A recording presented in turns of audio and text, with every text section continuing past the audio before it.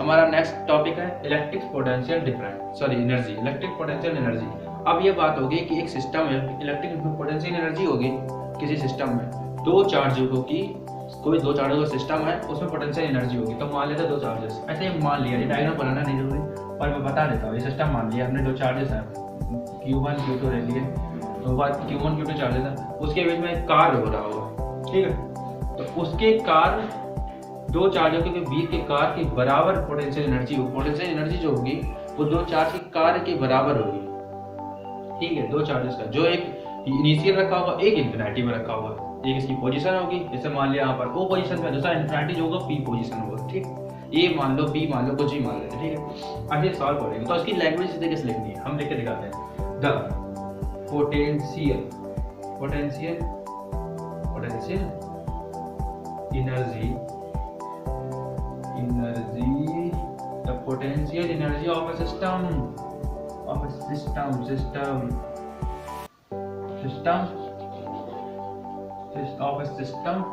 the two charges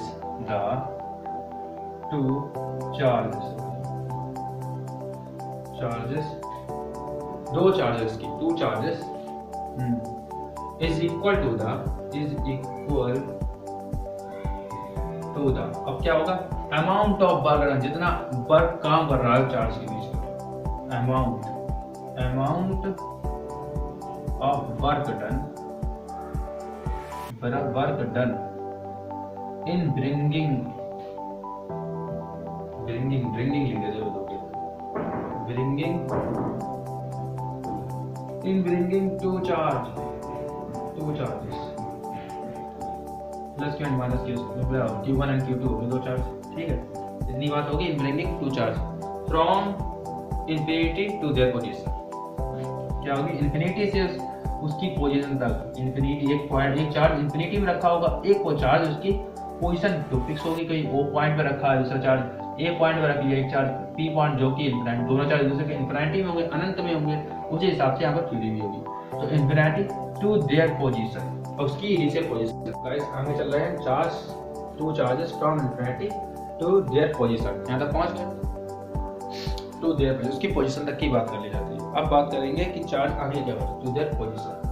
अब लिखेंगे that is, इसी बात को वैसे बता देंगे कि जो वर्क डन होता है, वर्क डन होगा, किसी भी कार किया हुआ अमाउंट होगा, वो रिक्वायर्ड होता है जो सिस्टम असेंबल करता है, जो सिस्टम में कार्य होता है वो ही उतना रिक्वायर्ड होता है, ठीक है, असेंबल करता है। तो लिखेंगे कैसे लिखेंगे, it is equal to the amount of work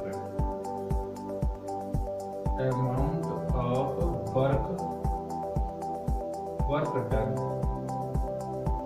amount of work लिखिए, इज रिक्वायर्ड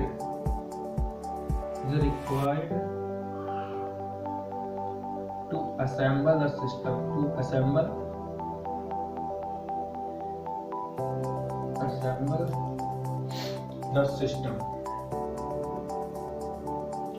सिस्टम असेंबल कर। इतनी बात हो गई, जो कि अकाउंट जो वो क्या है यहाँ पे होगा, potential energy is equal to the amount of work is required to assemble the system. जो सिस्टम असेंबल करता है, जो जितनी वर्क, जो कार्य हुआ अमाउंट होता है, जितना कार्य हुआ होगा, जो सिस्टम असेंबल करेगा वो बराबर होता है पोटेंशियल एनर्जी के। जितना भी कार्य, पोटेंशियल मतलब एनर्जी का मतलब होता है स्टोर एनर्जी, कोई एनर्जी को स्टोर करके रखना, वो पोटेंशियल एनर्जी हो जाती है।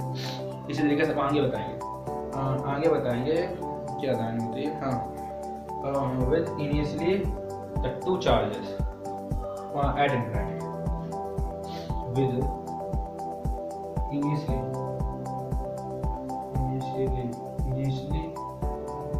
of the two charges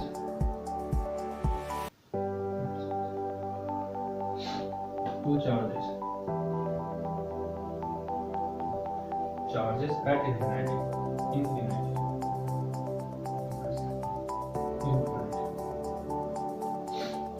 इतनी बात हो गई, at infinity तक की बात होगी, इतनी होगी। the two charges, तो तीसरा लिख दीजिए, ऑफ ना डालिए, the two charges at infinity, मतलब कि इनिशियल से रखा हुआ चार्ज, एक स्टार्टिंग पॉइंट से रखा हुआ चार्ज, इसके लिए ये इन्फिनिटी होगा, इसके लिए इन्फिनिटी होगा। इन्फिनिटी के चार्ज की बात करते हैं। बात कंप्लीट हो गई यहाँ पर। अब आगे शुरू कर दो। अब हम लोग एज्यूम करेंगे, इसी चीज की बात करेंगे। अब एज्यूम करके बात करी जाएगी। तो एज्यूम करते हैं।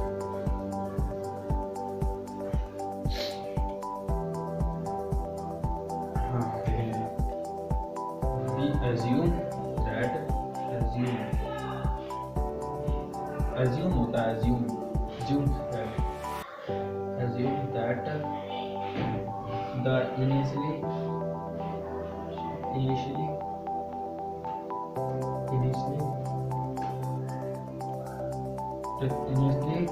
the charge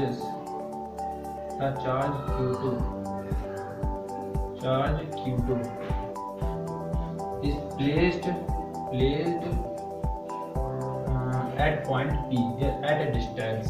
तो at point P लिख सकते हैं, ये इसे बोल सकते हैं in its position at point P। उसकी पोजीशन है एक पॉइंट P पर होगी।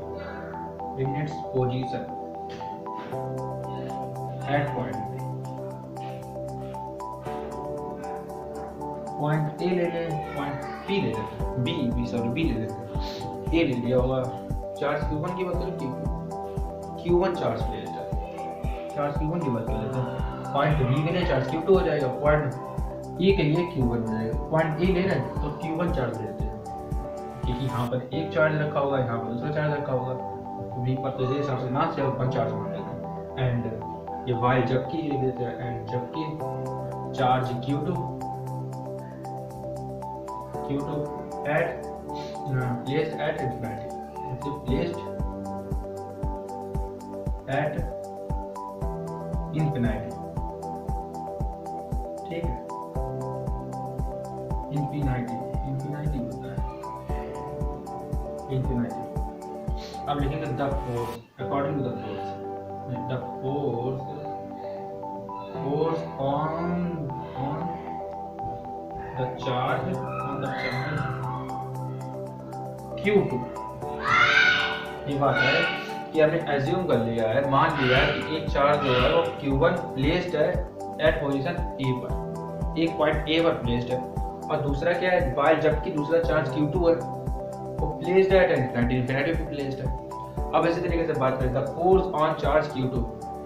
जो चार्ज Q2 और फोर्स है, बात सही है, हाँ, यहाँ force Q2 at a distance x मान लेंगे, उसका वर्ग निकालेंगे। तो लिखेंगे when लिख लीजिए, when at a distance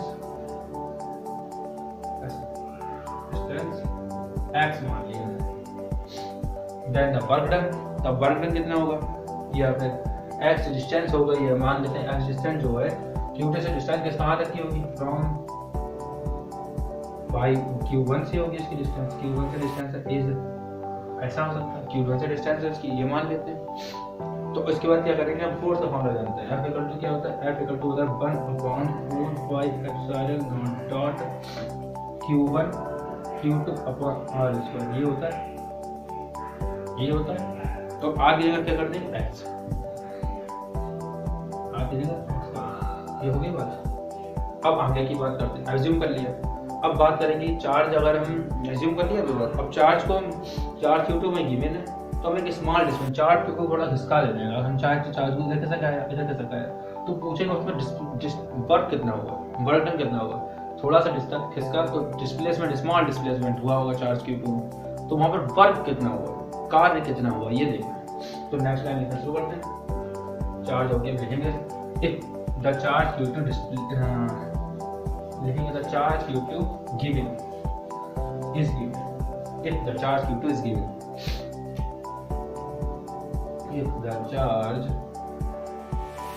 Q2 is given a small displacement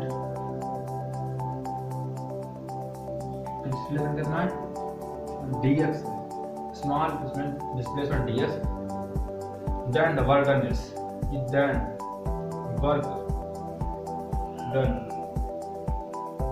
is, ये हो गया। तो W = क्या होगा, dW। अब स्मॉल की बात करें तो dW हो जाएगा। हो जाएगा f इंटू डी एक्स हो जाएगा, f की वैल्यू रखिए तो 1/4 dot Q1 Q2 upon R square हो जाएगा और R एक्स स्क्वायर और dx इतना हो जाएगा। अब बात यहाँ खत्म हो जाती है। हम यहाँ बात करें टोटल की, ये तो एक छोटा सा भाग हो गया, स्मॉल भाग हो गया कि हल्का डिस्प्लेस हुआ, अगर पूरा ही चार्ज Q2 डिस्प्लेस किया जाता तो क्या होगा, the amount of work done, यहाँ पर लिखेंगे the amount of work done, amount of work done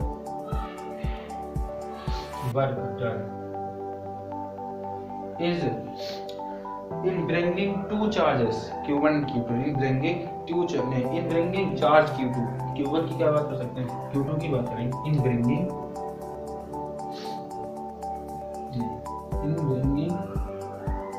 charge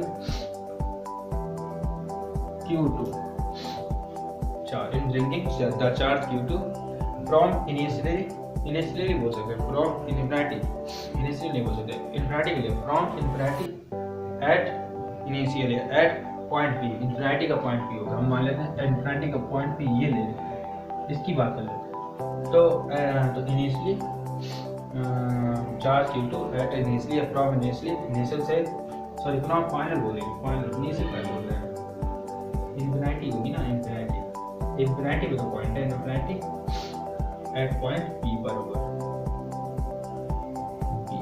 B ले लिया, दा मान लेते हैं, दा वाला सही लगेगा, W कर लो जाएगा DW से, ठीक है, पर ये माइनस का लगेगा तो मान लें इवन प्लस का इन्फिनिटी होगा ना, इसलिए माइनस मान लिया जाता है, वैसे तो ऐसे होना चाहिए, ये वैल्यू होती है R से होती है इन्फिनिटी का, और यहाँ पर साइन नहीं होगा, इसको चेंज करोगे तो ऐसा हो सकता है, ये हम बता रहे हैं आपकी तरफ से, बुक में तो इसी तरीके से लिखा हुआ था, ये हमने बताया कि इस तरीके से हो सकता है, ठीक है, हम क्या मतलब जो पढ़ाएंगे टीचर उनसे पूछा होगा तो इसी तरीके से बताया होगा उन्होंने, तो हमें ऐसा लगता है कि इस तरीके से लिखा होगा,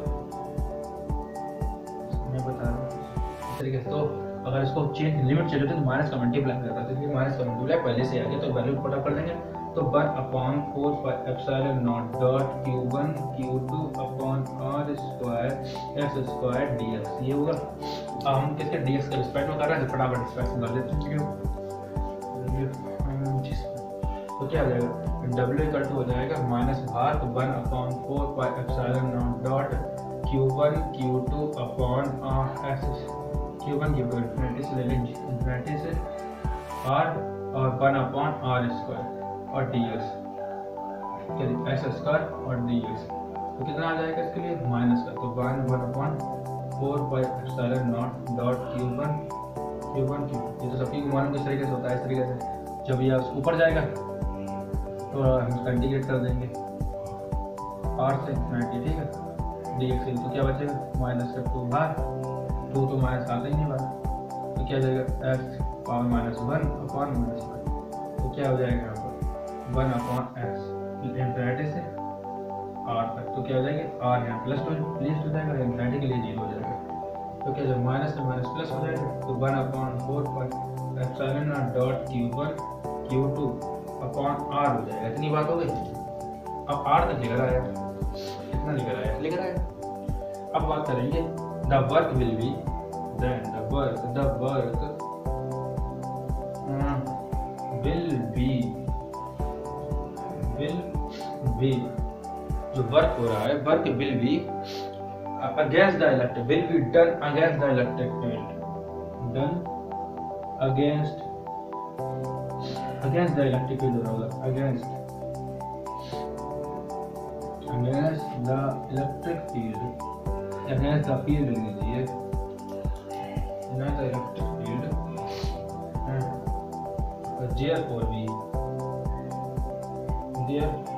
therefore be stored to the system, stored in the system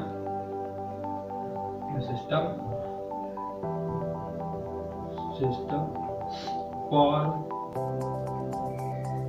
to the बोल सकते हैं, form of the potential energy बोल सकते हैं, form of the potential energy,